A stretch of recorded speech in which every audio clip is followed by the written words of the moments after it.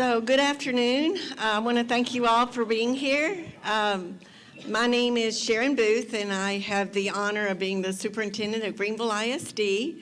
And before I get started, there are some people in the room that I haven't met, so I just want to say that teaching has been in my heart, even though I came into teaching a little bit later than most. But I started as a first grade teacher, then I was a second grade teacher, then I was a third grade teacher, and then I took a leap to be a 7th and 8th grade algebra teacher, and I found that to be quite a leap.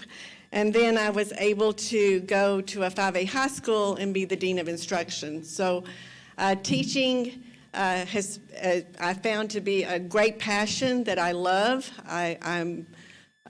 Kids make me very, very happy. I love their aha moments and the spark that they bring into our lives. And so I just wanted to say, through this process and through being here in Greenville for the last 5 years, it's really great to be a part of a city that appreciates our students, recognizes the things that they can contribute to our future, and our Greenville kids are just amazing. So thank you for being here tonight. I'll get to the point while you're here. So now about finances and the projects that we're talking about. Lance Melton is an architect with Corgan. He will be doing some of the project discussion and answer questions. And Doug Witt is with Samco, and he will be answering some of the financial questions that you might have. So let's get started.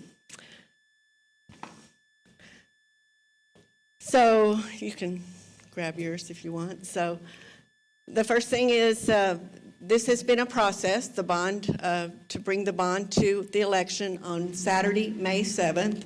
And so I'd like to share some of the progress with you that we went through. So the Greenville ISD Board did call for a bond election for $169.4 million for the May 7th election. And if approved, this bond will accommodate enrollment growth, expand courses, and update facilities.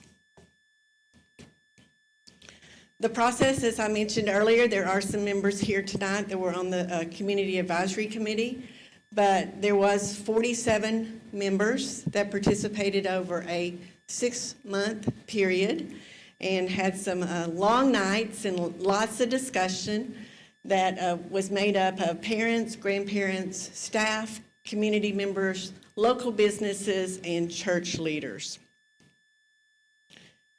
The committee, again, went through several processes, but just as an overview highlight, they gathered information, they listened to feedback and input, they looked at each of the potential projects, they then prioritized the projects like 4 different times as they gathered more information, and then they came to a consensus of what they were going to take to the board.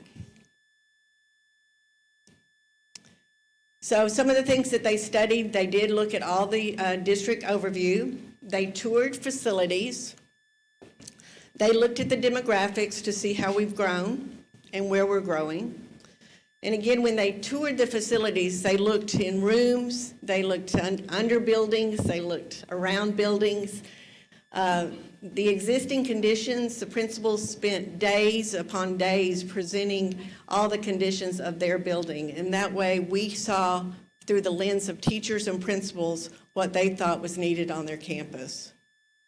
Then Doug Witt came in and talked about the bonding capacity and the tax impact, the potential solutions, and the cost analysis was done with Corgan and Lance. We did community surveys both in phone calls and online, and then the committee members literally made point after point after point where they wanted to present to the board for a 10-year plan. So Lance, you want to talk through the proposed projects? Sure. Thank you. So just to give you a little background of who I am, so Lance Melton, an architect with Corgan Architects. okay?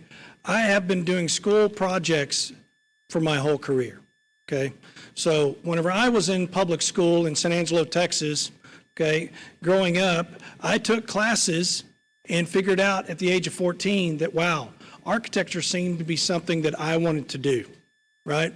And so then I decided to pursue that path that was inspired by a high school instructor. And so I went off to Texas Tech, graduated, became a licensed architect, have been practicing ever since. And, you know, I have 3 kids, okay? All my kids went to public school.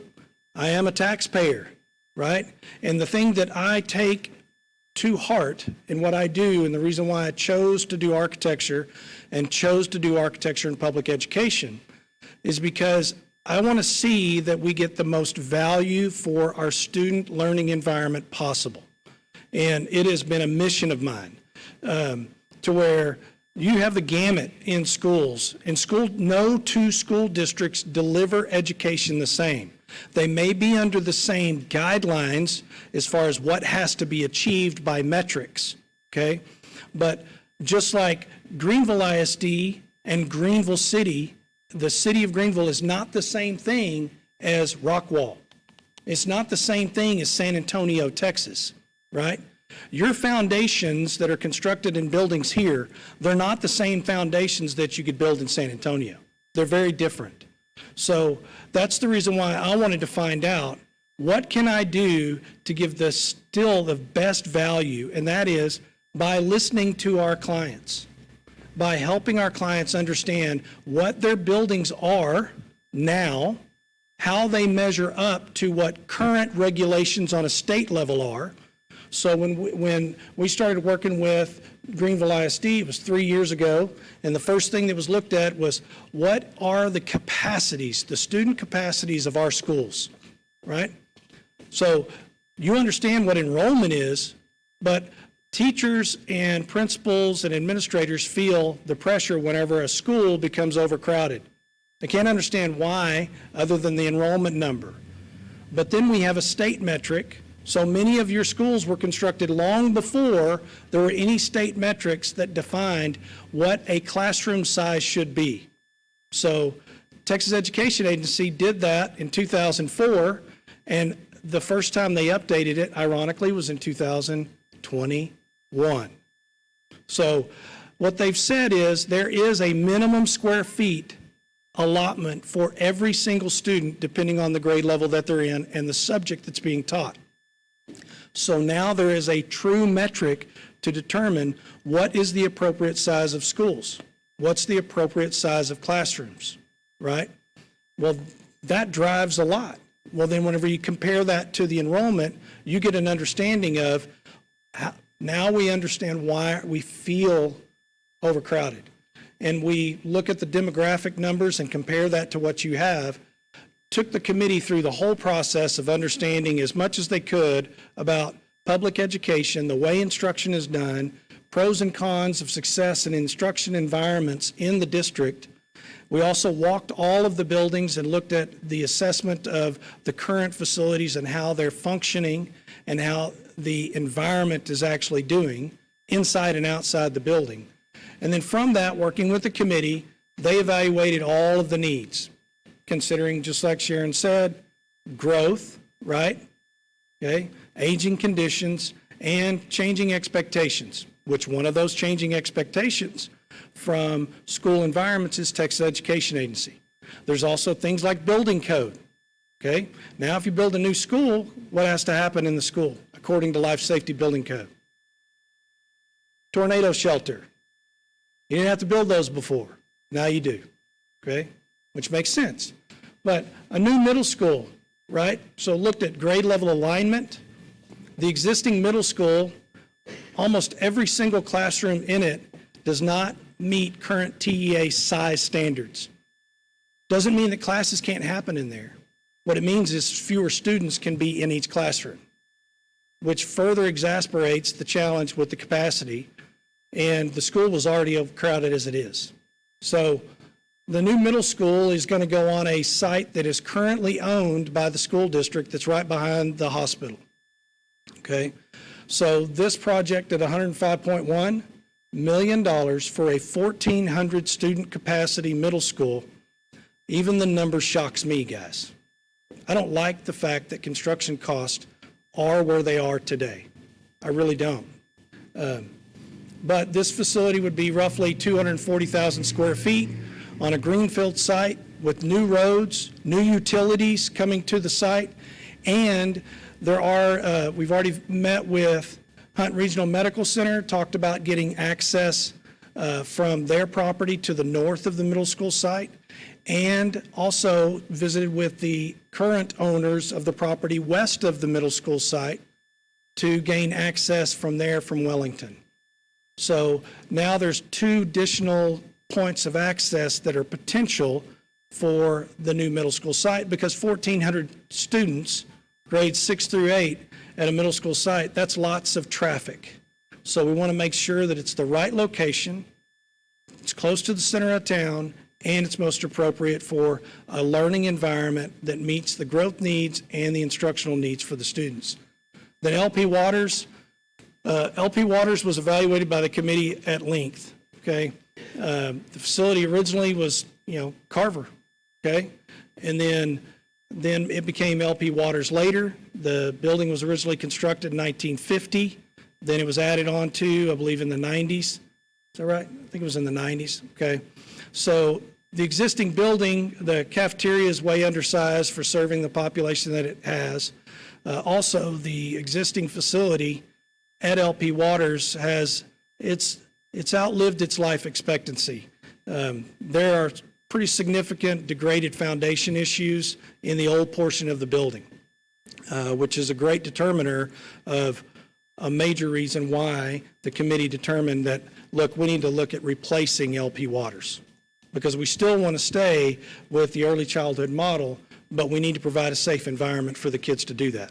Plus, LP Waters currently is built right up on the road, and one of the major things we heard from staff is that pedestrian access to that school at arrival and dismissal is extremely dangerous.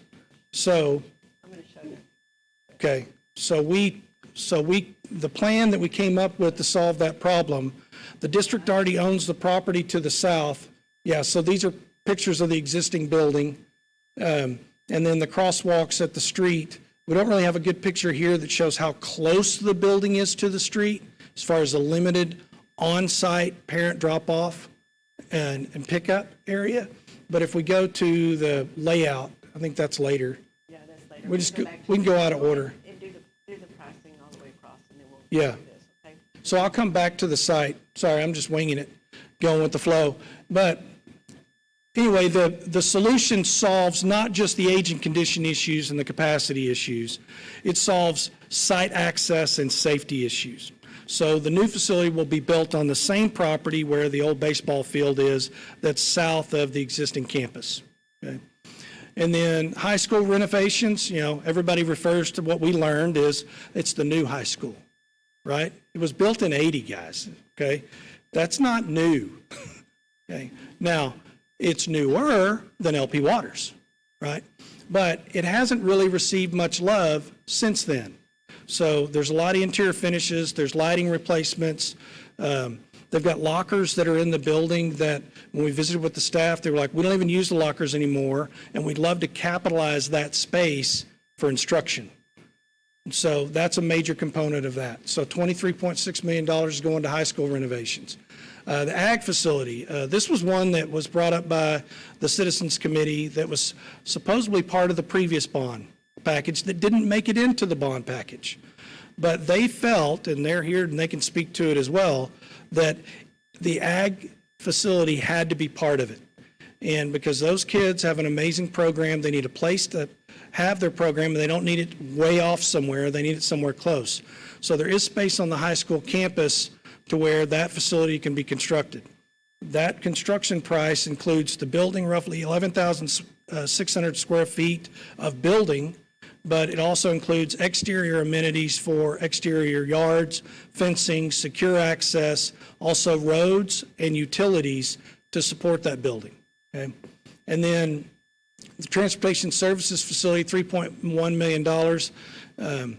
Part of the project scope that Greenville ISD tasked us with over 3 years ago was evaluate what is the most appropriate location for the transportation facility. And so there was a study that was conducted of possibly relocating the existing transportation facility down to where the old TxDOT was, that's not far from L3. Well, because of the distance down to that other property was the main reason why the district chose to keep the transportation facility where it currently is. Because really, bus drivers are the key, right? You want to make it convenient for the bus drivers. So the current location is more centrally located to your populated center of the community. And so its location is correct. It just needed a lot of love because the stadium that is right next to it used to be the old high school stadium, and that high school stadium was constructed in the late 40s. And their bus driver facilities is currently located in the old concessions and restrooms underneath the bleachers.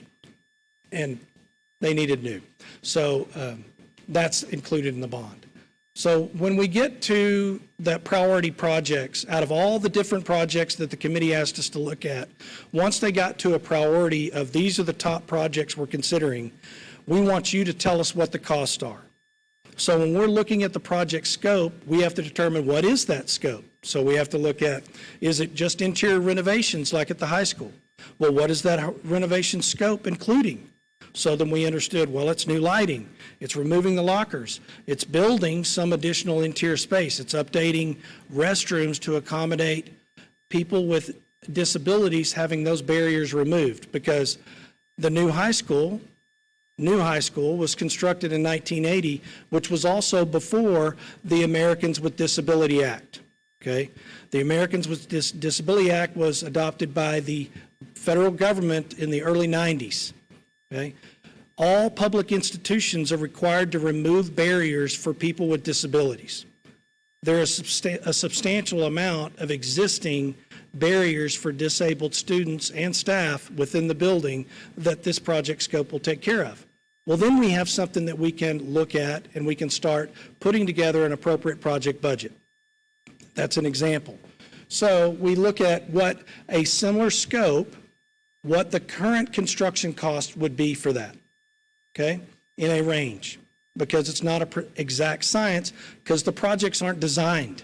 We have a literal narrative scope, and we could look at the existing plans and get a general idea of the total square footage that might be encountered, okay? Then we have to look at construction cost escalation, because remember, the projects are not designed yet until the voting public says to the district that we agree with what the Citizens Advisory Committee and the board put on the ballot. And if the citizens say we agree with this scope and vote for it, then the design process would start. So then we have to design the scope and get it out on the streets after we're finishing the design package with the school district to get the scope clearly defined and issue it on the street for all contractors to turn in bids.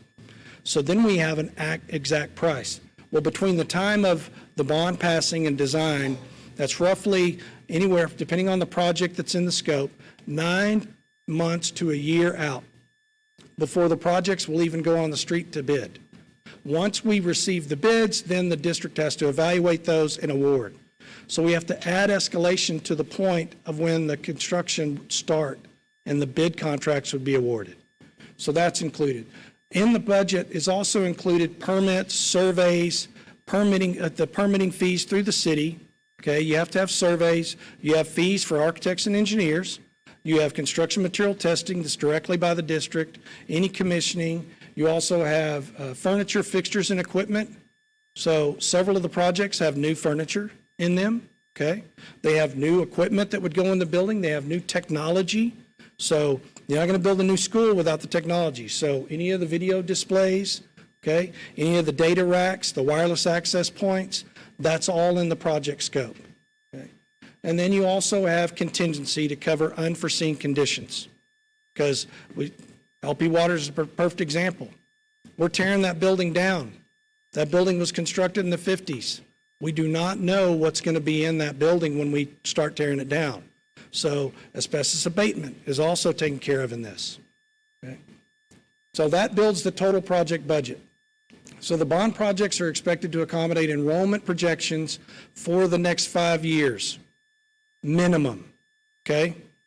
And the one thing the demographer had pointed out, so the demographer worked for the district in 2019, and then the demographer has updated the numbers based upon where you were at the end of 2021, okay? Let me just say that that demographer report will be presented at the April 19th board member meeting. Okay. So those, when we're talking about growth considered, we have to take the growth, look at the project scope, not just at the middle school, but look at the high school and look at the elementary population, because you're planning a long-range plan for the whole district. So the committee actually looked at a true long-range facility master plan. That was part of what the committee recommended to the board and they adopted. All of the components in the long-range facility master plan are not part of this bond. Okay? So the bond is the initial first scope of a long-range facility master plan that the committee felt was most appropriate to go for now. Okay? Because the school district is an evolving creature, just like the city is an evolving creature. So the more you grow, right, the more students you have, the more needs you have. The older a building gets, the more maintenance you have to provide. So long-range plan included the condition assessment of all the existing facilities and their capacity and their code compliance, or lack thereof, wherever it was. Then the capacity assessment looked at all of the existing facilities across the district and looked at what is their capacity related to the Texas education standards, okay? And then the facility planning, that's where the Citizen Advisory Committee came in, evaluated all of the data, and assisted the district in putting together, hey, this is what a long-range facility master plan is, and of that long-range plan, this is what we recommend to go for a bond.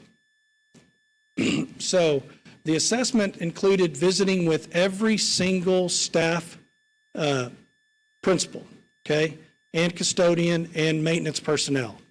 So that way we could learn of the challenges that they encountered. Switch mics. Am I dying? Okay. So with the district staff input, wow, that's so much louder. Okay. So with the district staff input, then the architects, the mechanical, electrical, plumbing engineers, civil engineers, we also had a registered accessibility specialist that went and looked at all the campuses for ADA compliance issues. They could learn from the staff, what are the challenges that you have in your buildings? We talked about site access, LP Waters.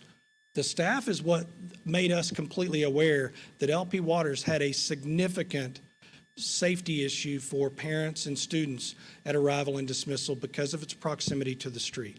Okay? That's not something we generate, it's something we learn. Okay?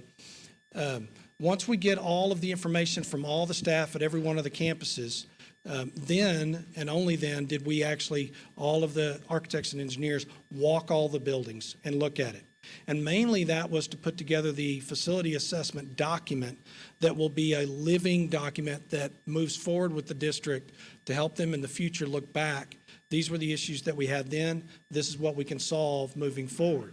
Now, one of the challenges with that document, even though it's supposed to be living, it's a snapshot in time.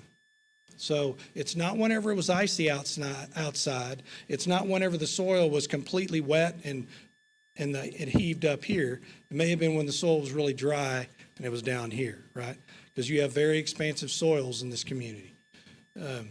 But we did not, even though we looked at portable buildings, the portable buildings, I just want to clarify, at each of the campuses, they do not weigh into an assessment criteria or a facility condition index. Because one thing I've learned a long time ago is whenever I hand somebody a document and it's an assessment of all their existing buildings, they go, well, that's a lot of information, now what, right? So what we use is a facility condition index. We can go to the next slide. So we use a facility condition index that helps a reviewing body or a building owner, a district or a committee understand that, okay, this is a metric of a education facility, if it were new today and code compliant, then it would score 90 to 100, okay? For instance, if you build a new house, when you move into your house, you had the builder, you worked with them, it was great, the process was fun, there were no challenges with your builder whatsoever.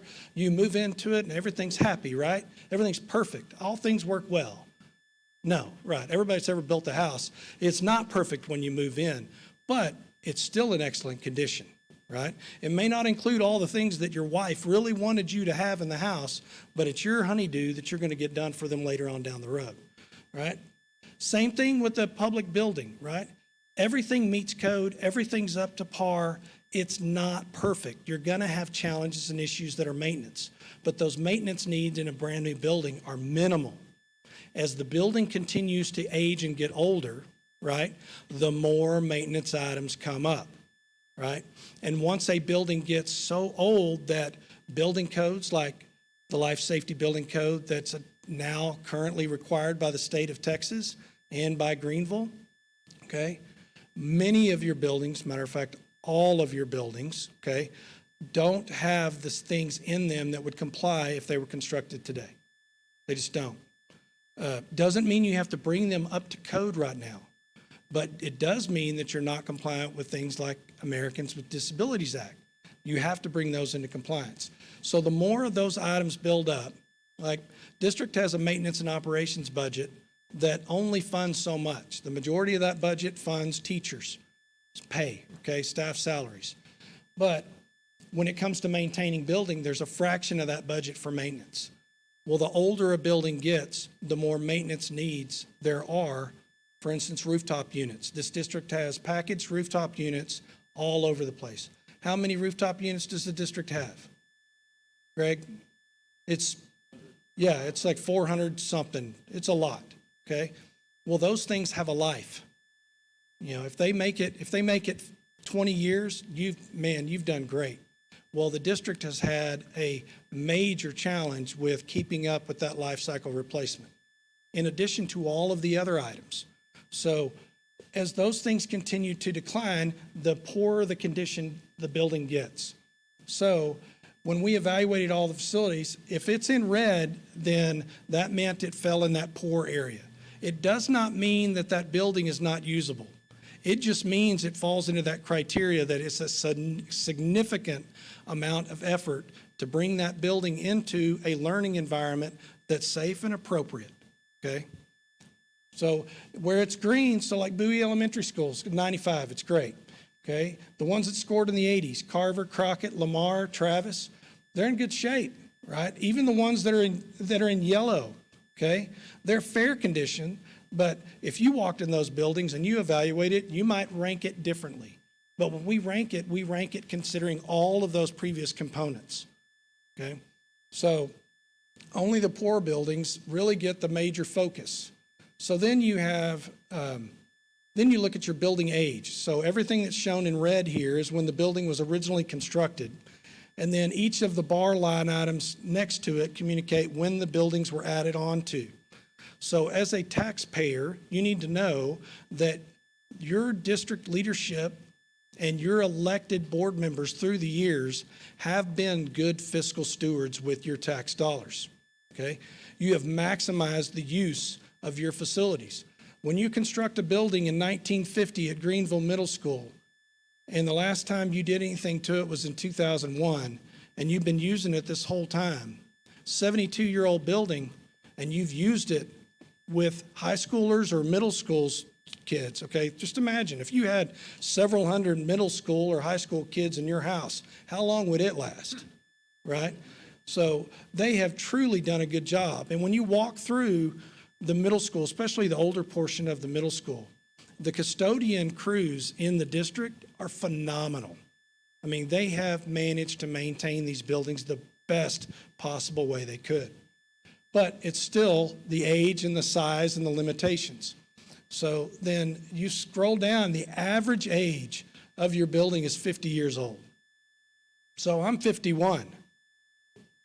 I don't feel as spry as I used to, that's for sure, but that's still a lot of life left in a human, but in a building we should get as much as we can. For a school building, when you're looking at the 70 to 80-year-old building, you have more problems from a maintenance or deferred maintenance issue, and you have major issues because no longer do they comply with modern instruction. I mean, many of these buildings didn't even have air conditioning when they were built, much less technology. So then your capacity, LP Waters it's 87% of the maximum capacity the building could support. Travis Elementary was 88%, okay? And this was done with the snapshot date in October. So enrollment has continued to change since this was done. Has it gone down? No, it has not gone down. It's gone up, okay? So Greenville Middle School, when we looked at this capacity, 93%. And that principal is not a complainer.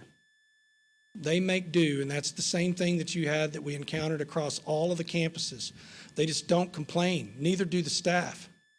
They do their job and they teach kids, right?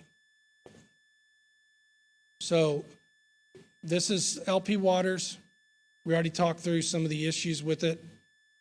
The exterior, the kitchen and the cafeteria, and then the slide that's down at the bottom center shows the structure and the structure and the crawl space in the old building, which is why it's a concern. It's pretty severely degraded.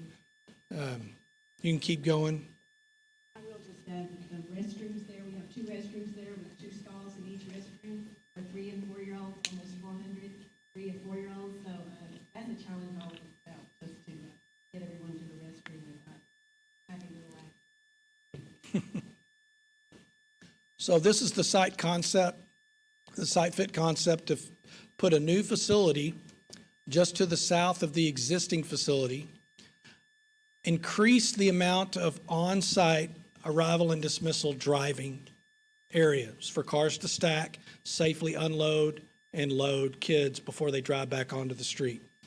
This project, because of the district owning the property behind it, when we were doing the different studies, this one allows the new facility to be constructed before the existing facility is torn down.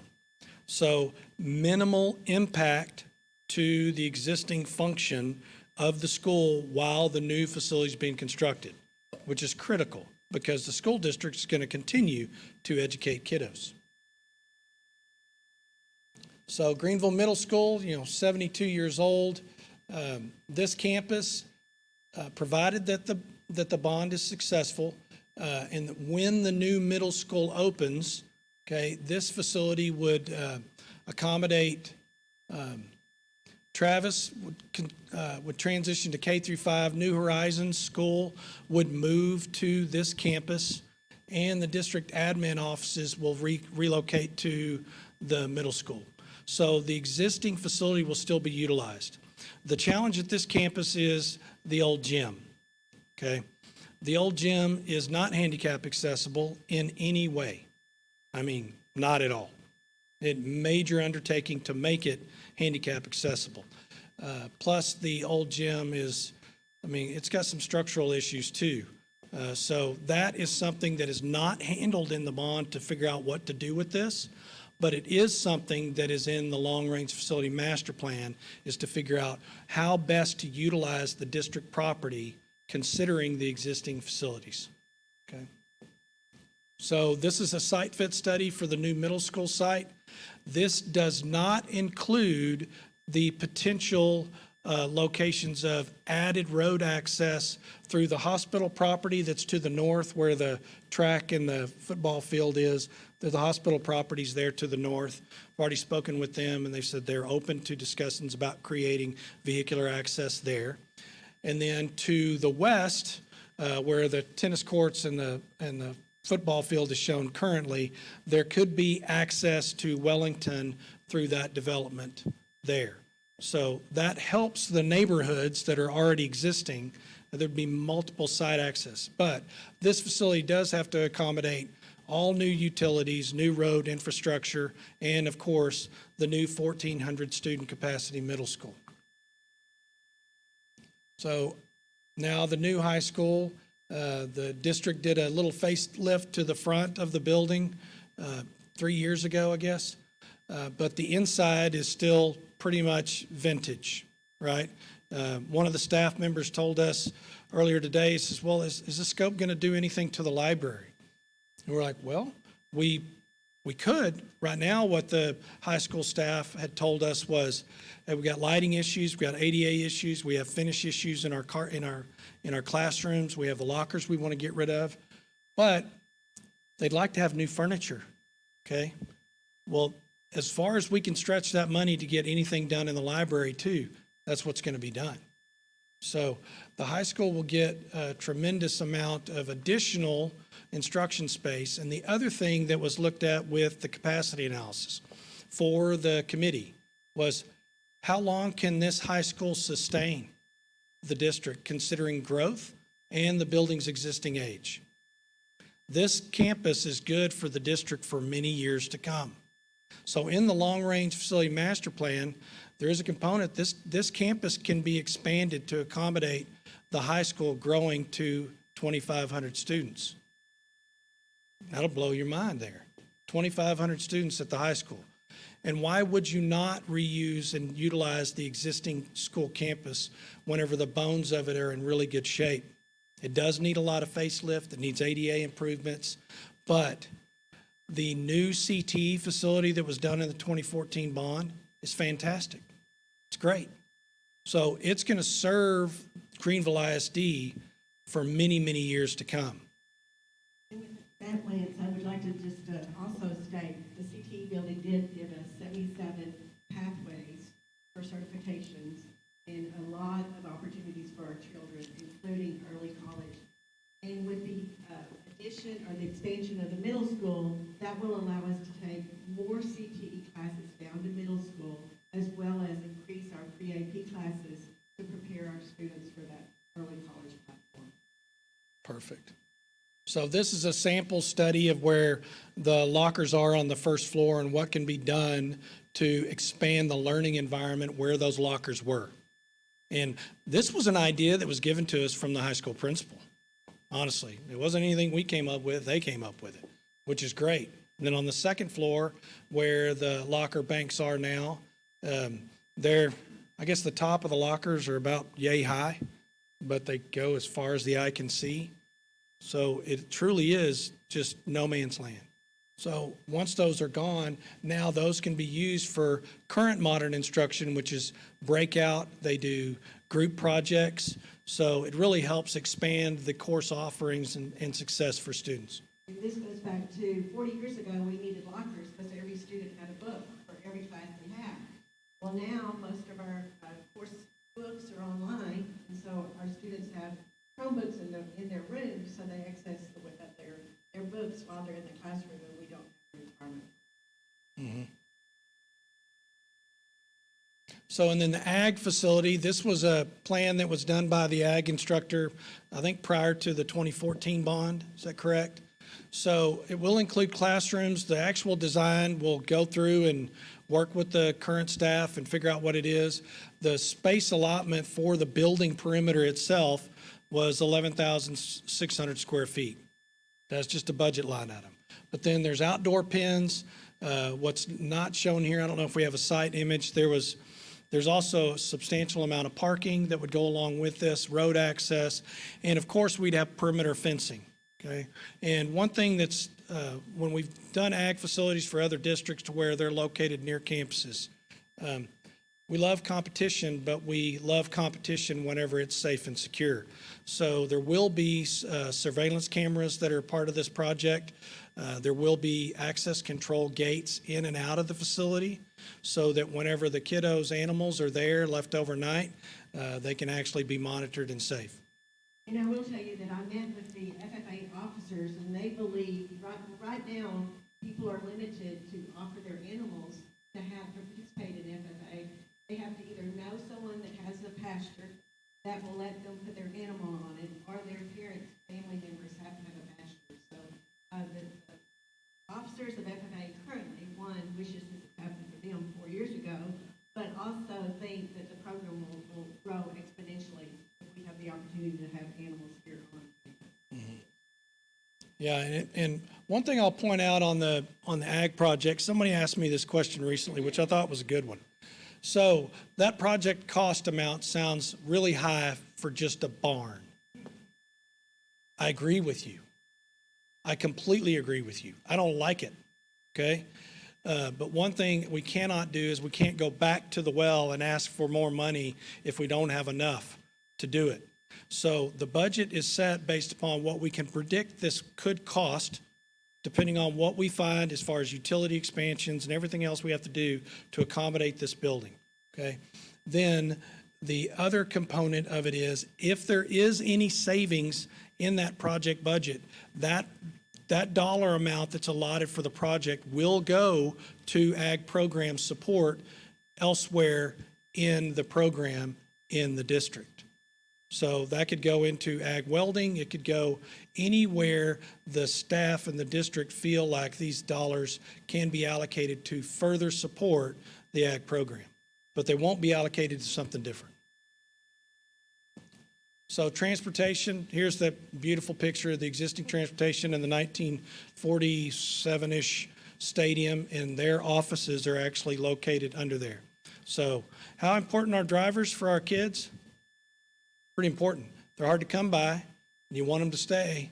And right now, there are facilities for where they go to get their training and to use the restroom and get checked in and get their bus and drive out. That's been a passion of the board since we've been working with the district, is to do something for transportation department. There is a portion of this project that the district actually funded out of their M&O fund balance. Okay, it's not included in the bond, which is a new maintenance, two bus bay maintenance facility and a wash bay that is under construction right now. The scope that is included in the bond, if you want to flip to the next one.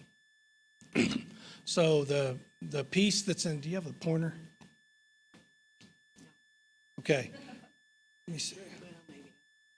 So the 3-bay building that's here, this is all existing. The 3-bay building right there, that's what's being constructed right now. What's included in the bond is the building that's up to the top that would be a new driver's facility for their training facility, their lounge, their restrooms, and then also parking for them. And then to the right where the buses that are shown to the angle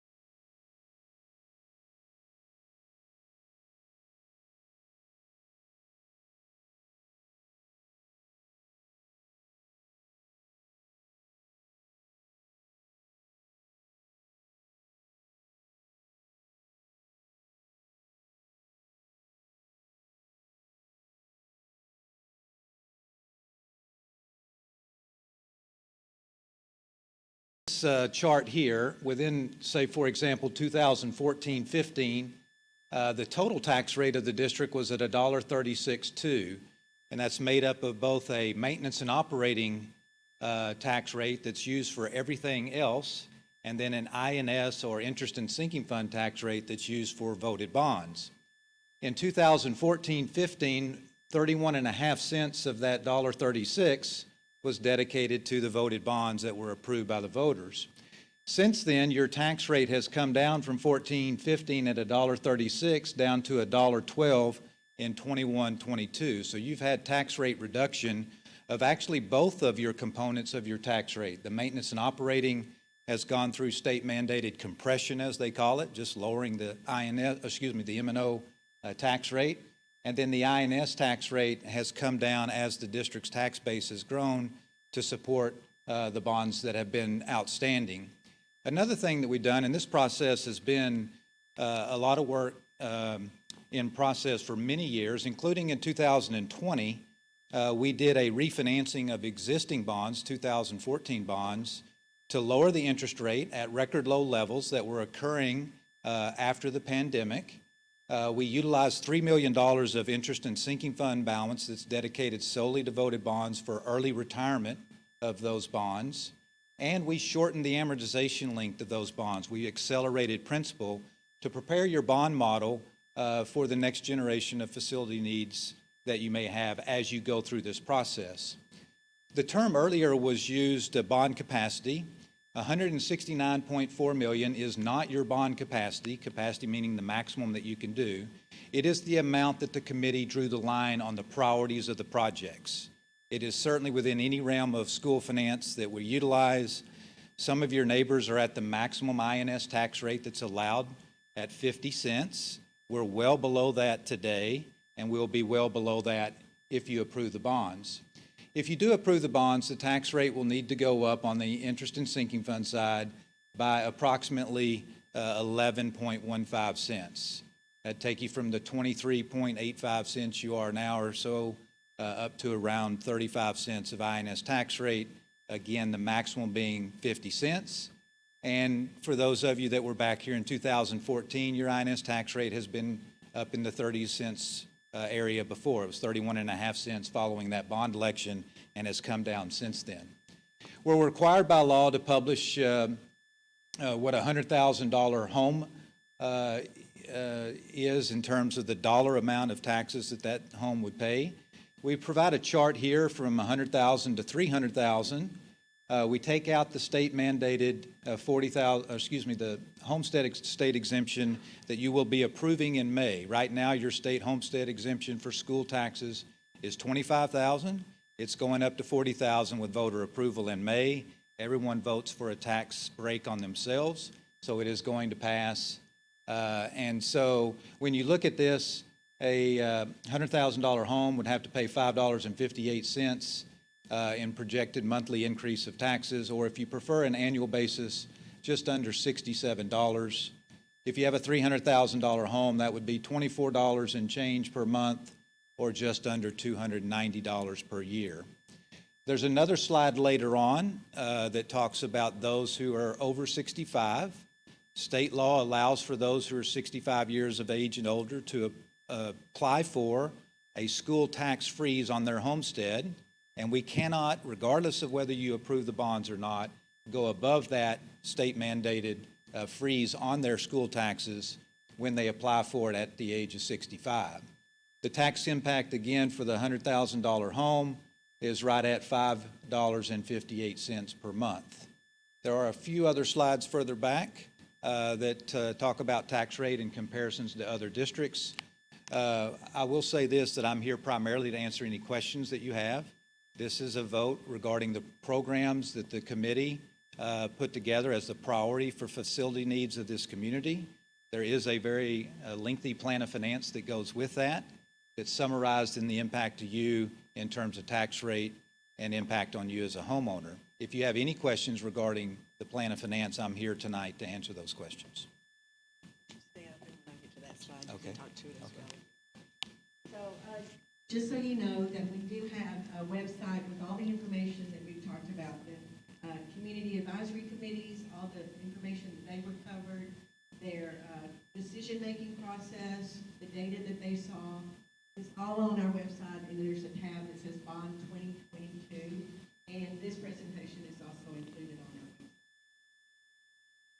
website. We have it categorized into different categories from the proposed projects that Lance went through tonight, the growth, the planning, the homestead exemption calculator. So if you do decide not to vote for the 40,000 tax exemption, you can do a calculation at 25,000 tax exemption, or you can do one at 40 based on your house value. So we'll tell you about what tax it is. As soon as we have the demographer's report on the 19th, this growth slides will be put under growth section of the web. I'm going to reiterate what Doug said. If you are 65 or older and or has a disability, and have filed for this exemption, then you have no tax increase of that 11.5, regardless if the bond passes or not.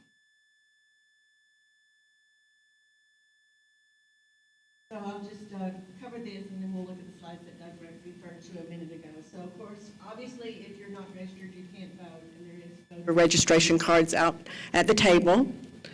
You have till Thursday, April 7th, so that's fast approaching. It's hard to believe tomorrow's April 1st, but it is. So you have to register by then to be able to vote in the May 7th election. Early voting starts April 25th and goes through May 3rd. And then again, that's May 7th is the Saturday for this bond election will be on your ballot. And so this slide, I'm just going to leave up just for a second and let you kind of to look at it and think about it. If you wonder about the bonds that have recently been approved and or will be on the ballot in surrounding communities, Commerce, all the way to Forney, that is a 1.3 B as in boy billion for Forney School. So I wanted you to, we're right there in the middle. And then there's a summary, and again, this slide, but all these slides are on the website under Bond 2022, tells you what each district's asked for in their bond package and the dollar amount that they've requested and or passed. This is the one you were talking about. Yes, so this one actually has the components of your tax rate. So on the far left is Greenville ISD 2122 at 88 cents of maintenance and operating tax rate. So that's the tax rate where any revenues are collected goes into the general fund that operates the schools and pays the salaries and so forth. The 24 cents is the interest and sinking fund component of the $1.12, and again, that's down from 31.5 cents in 2014-15. And the 88 cents is down from $1.04, which is where it was at for this district for several years. If you approve the bonds, the 88 cents does not change. If anything, it could go down, but it's assumed here to be level. And then the 24 cents goes to 35 cents, hence the 11 cents and change that I talked about earlier. So when you look at the districts on the right, the interest and sinking fund component, you may or may not be able to see it out there, but the four on the right are at 50 cents. That's what we talk about when we talk about bond capacity. That's the maximum tax rate that we can go to.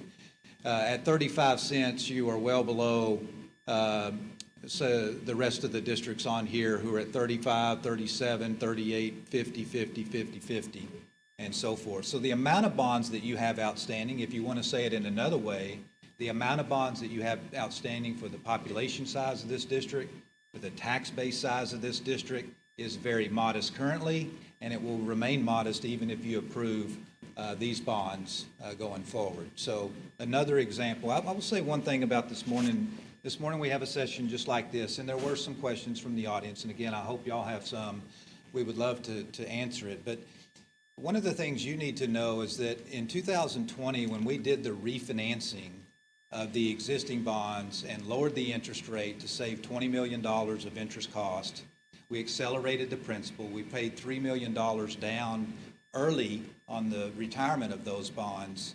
We have to go out into the credit markets. The credit markets are people who invest in these bonds and buy these bonds. You are a high credit quality district. at a AA3 is a number that's out there, but that puts you either at or above your peers.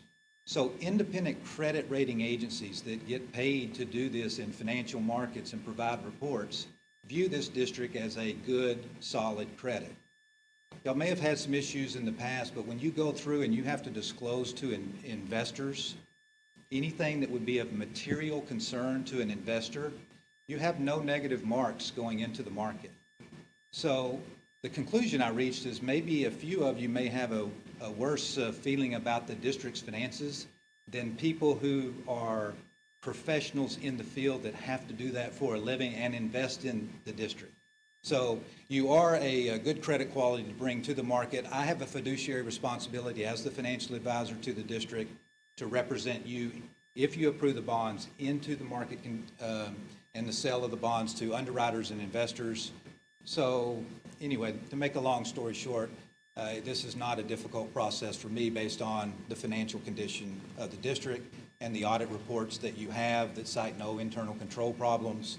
So whether or not you want to vote for this or not, the tax rate increase or not, the facility improvements or not, is your decision, but don't make it based on some assumption that we have a financial challenged institution here, because we do not.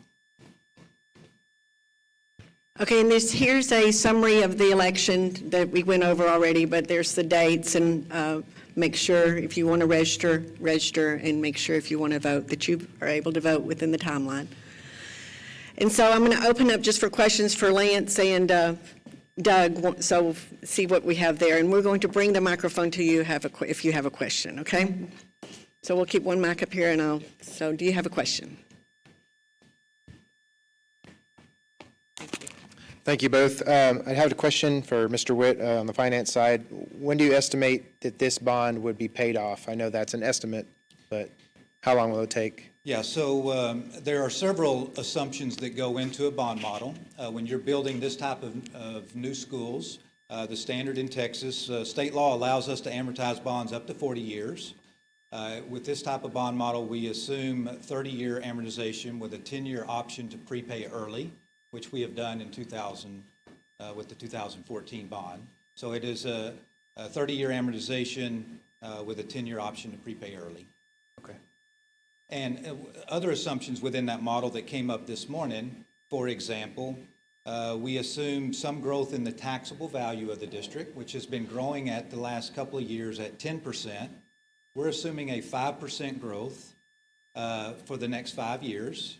One gentleman in the audience said, well, that's pretty conservative because we're already going to grow about 15% or more this year. And so what happens when that value goes up, that means we can prepay on bonds and shorten that amortization. Okay. I had one more for Lance. I noticed that some of the projects had some, I guess, some more advanced renditions. The high school kind of had some concepts of what that would look like. You did provide some really good information that I wasn't aware of, that the costs were estimated on similar to projects. That was good information, but it's still kind of concerning that, well, there's no concept of the new middle school. What is it going to look like? I mean, how confident can we be that that similar to is really similar without bids or some concepts built to kind of show the community what it's going to look like? You know, how many square footage, what are the requirements? I know you provided some information about the number of students it can hold, but I'm just kind of curious, like, why wasn't that done? I think that would help things if the community saw what they were getting, you know. What do you think?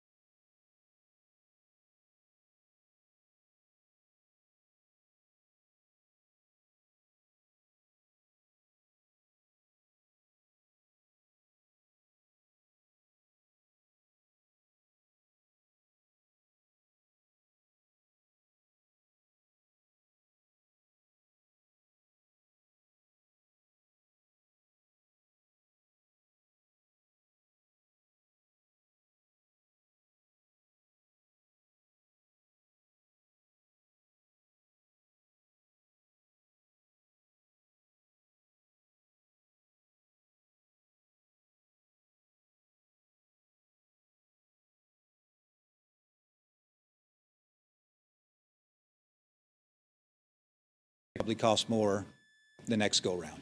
Yes. In fact, I'm seeing that in many districts that had some struggles about how do we explain to the voters that it's gone from $50 million facility to a $60 million facility. That's a tough discussion. I will say this about the cost estimates here. You are not the only district looking up and seeing numbers that seem, my gosh, $100 million for a middle school, that seems a little bit high, right? This is across the board everywhere in all of our school districts, okay? But you also have to understand that's let's call it the numerator. For those who taught math in here, the numerator has gone up. So maybe we're working with a $100 million middle school, but the denominator has also gone up. Our tax base has been growing at 10% over the past 2 or 3 years, okay? So even though the cost of the building's going up, the value that we have and revenue source is also going up, and that means the end of the day is you kind of got to look at the chart of what does it mean to me as a taxpayer and put a value judgment on that, if that makes sense. Yes, it does make sense. If you could put a slide up there showing about the Forney district. I had a question for Lance. This was interesting. We didn't have this in front of us when we sat down, but I'll give it to him. The next slide, move it one more to the right. Yeah, the 5 elementary schools, the 4 middle schools, 1.3 billion. I had a question. Lance knew the numbers whenever we were looking at what it would cost for the school that we're going to need, just the one middle school. These numbers are, this is astounding what they're going to try to pull off for 1.3 billion. I wanted your opinion on, did you think with the costs of, with interest rates rising and with the cost of construction and supplies, lumber and things, do you think that's going to be a tall task considering they haven't started building one on this? For Forney? Yes, Forney. Okay. That's a very good question. So Doug pointed out something really significant a while ago, okay? Forney, though they're asking their voters to give confidence to the school district to sell up to $1.3 billion, they do not yet have the capacity to sell that much bond. So they're going in increments, is that correct? Mm-hmm. Yeah. So what they're going to do is they're going to sell, provided the voters give them approval. You know, May election comes, it passes, they sell the bond sometime in June, July. They sell it for as much as they can possibly get based upon the evaluation. That will determine how many of those projects can be done. So the other challenge with that is we don't know in Forney, for instance, just like in Greenville, we don't know what the value and the economy is going to be in 1 year, 3 years, 5 years. So they've got one new high school, one high school expansion, 5 new elementaries, 4 new middle and intermediate, 2 middle school expansions. They have a really tough decision because then they have to make a priority discussion on, I've only got 200 million to be able to get the projects done. They have to pick the ones that are the most growth need for them at the time, which means they have to wait until they can resolve the growth issues at other campuses and other age groups until the bonding capacity gets to a point to where they can actually sell more money to do more projects. So it's a tough scenario. And in most of those circumstances, Frisco went through that. they need the facilities before we give them the ability to issue the bonds, almost always, in that type of fast growth market. One of the other items I want to add about growth, when I'm talking about growth, I'm talking about growth in the taxable value of the district, okay? The taxable value of the district can grow without any additional students. Your facility plan and the size of the middle school is built on how many students you think you're going to have. So we're talking about two different. If you think, hey, we're not going to grow, they're not going to build houses out here, that's fine. I don't need you to grow in student count. If you do, you're going to need the facilities, and you have to build them to some professional expertise in estimating what those number of children will be and the grade alignment that you want for your community. But I don't need your enrollment growth in order to finance the bonds to build the new facilities that are needed even if you didn't grow just from the age and obsolescence of the facilities. I think an interesting one on this slide, between this morning and afternoon, I've gotten a lot smarter on this. But the Forney one I find is interesting. If you look at that, they're talking 9, 10, 11, 12, roughly 12 new buildings to go with it. You divide 12 into 1.3 billion, you get about 100 million a building, which is right in line with what Greenville's looking at doing. Same thing with community.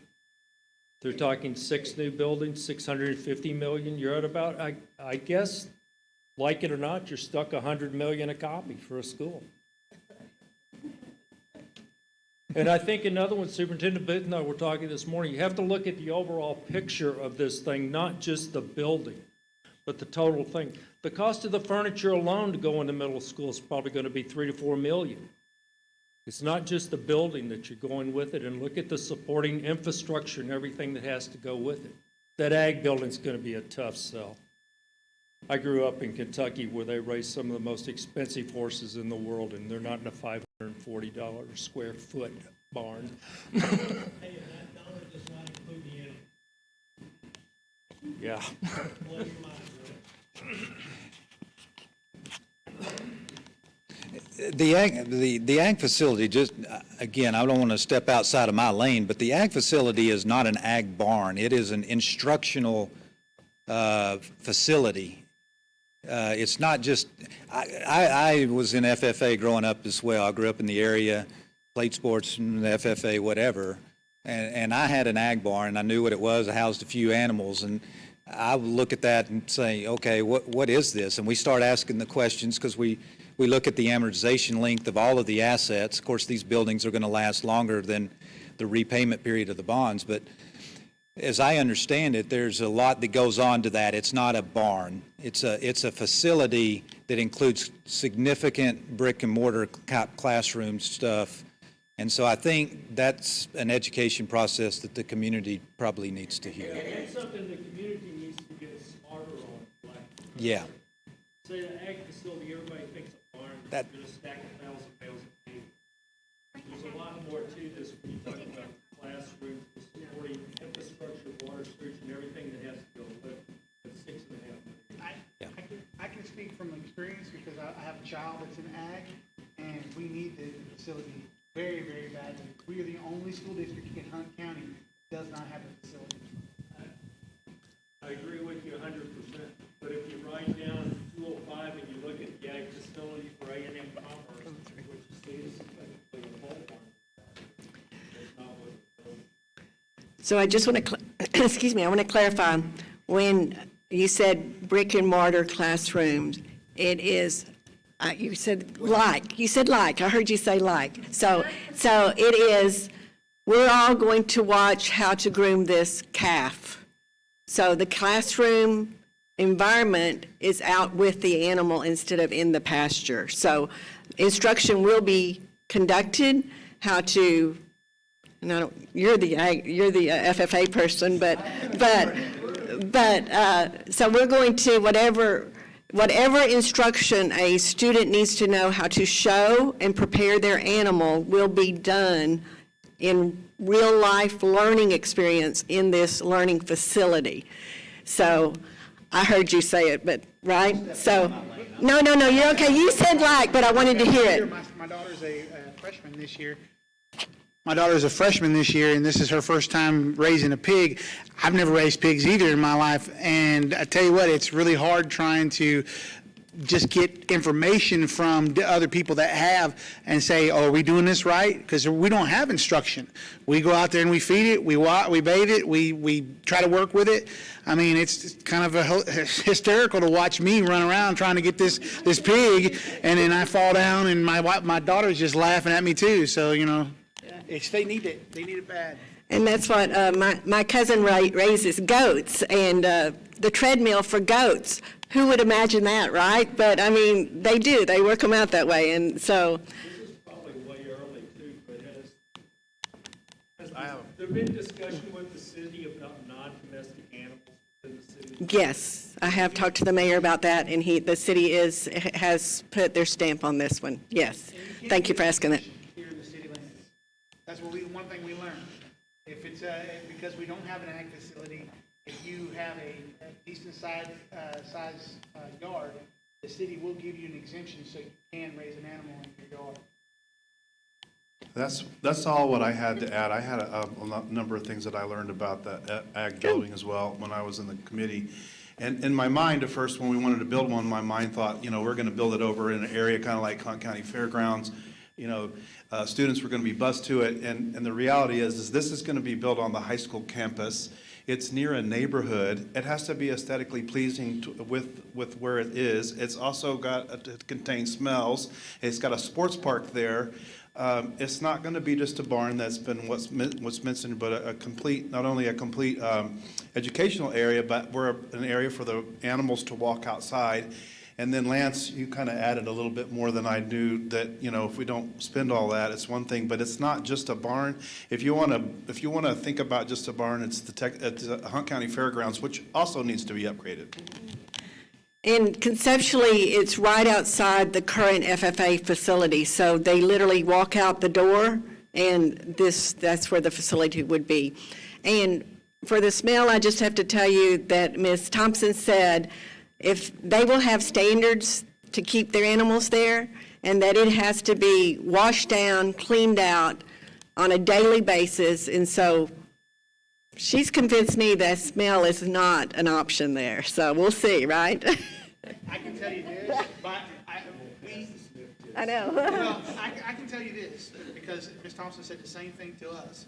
And I am actually borrowing a small barn and a piece of land from a friend of ours.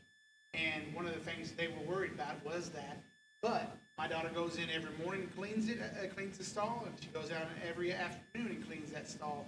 So there is no smell. Seriously, there's not. I mean, no different than if you had dogs in your backyard. Another thing that wasn't mentioned on this, that those that don't know, because not everybody's in ag, but people in apartments, they don't have a place to do this. Those of us that grew up in a country like me, we didn't have these questions. I had to learn that, there's people that live in homes that don't have the ability to learn how to raise a goat right here. That's the purpose of this in an education. There's all kinds of careers that extend from this, absolutely. So, right. Exactly. But the career factor is huge. You are exactly right. My question's for Lance on LP Waters.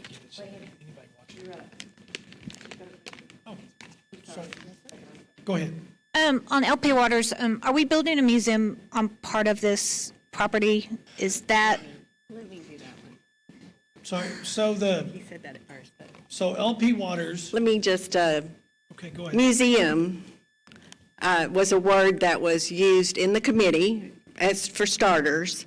And we're going to reserve history.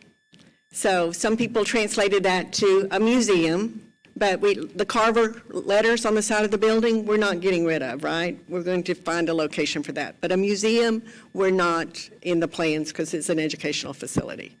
It was a comment and honestly a concern by the committee, and they're here, they can speak to it as well, was that, it's a significant facility and site for the community, okay?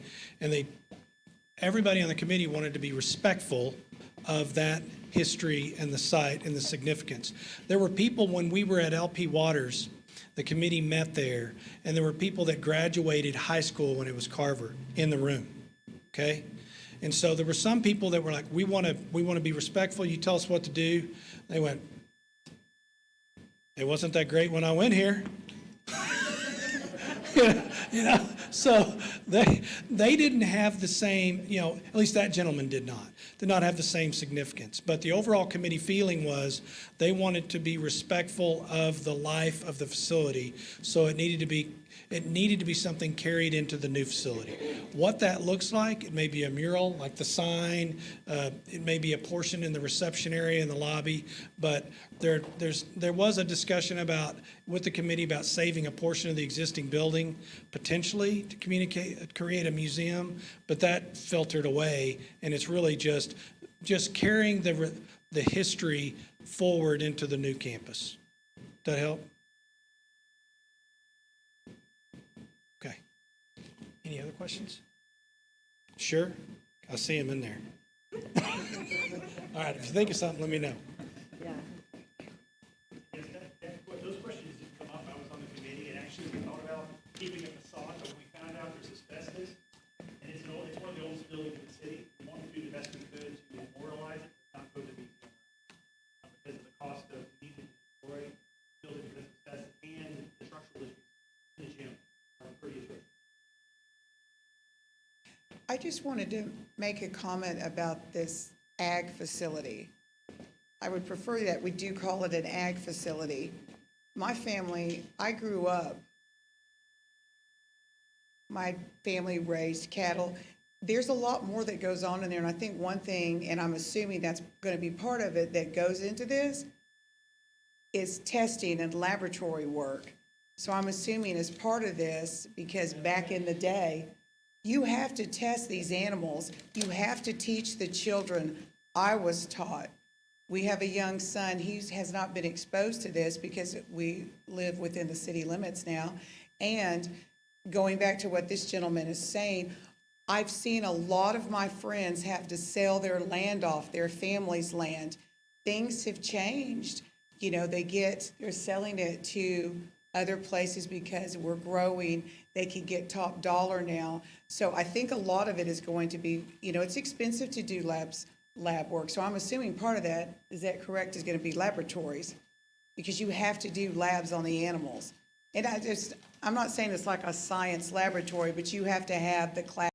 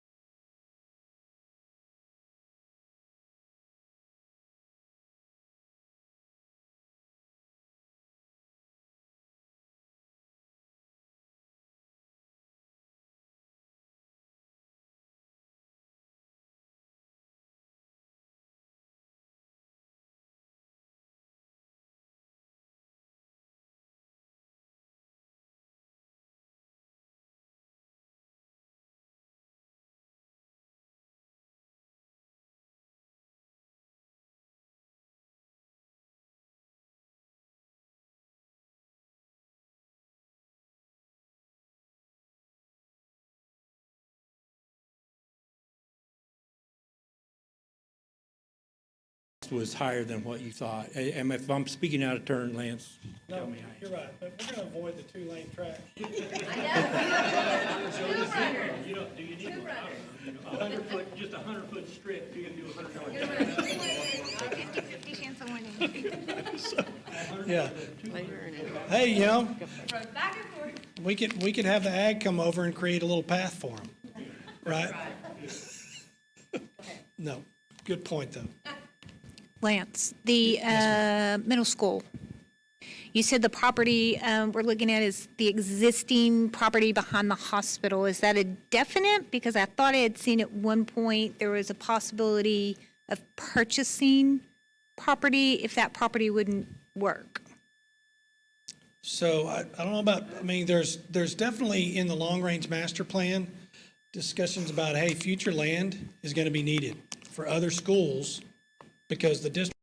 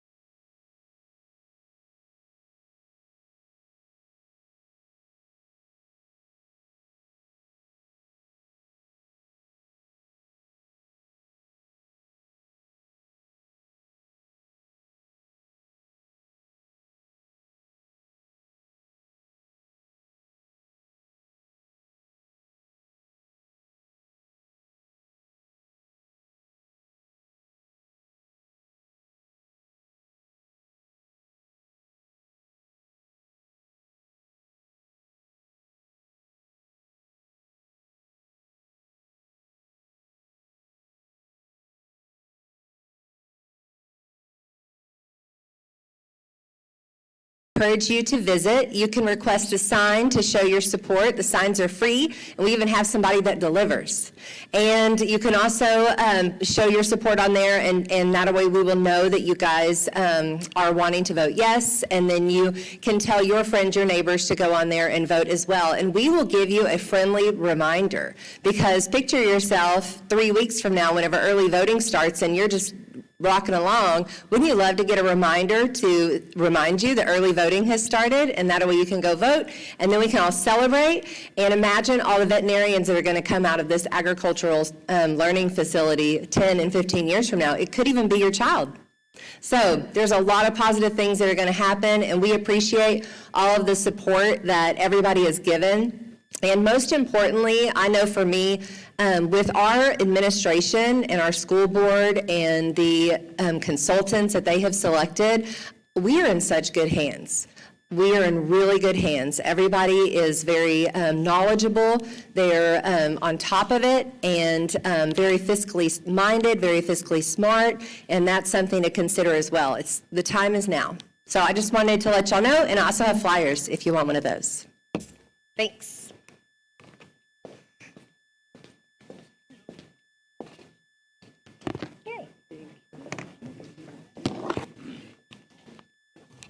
This video has been brought to you by GEUS 34. GEUS is your community-owned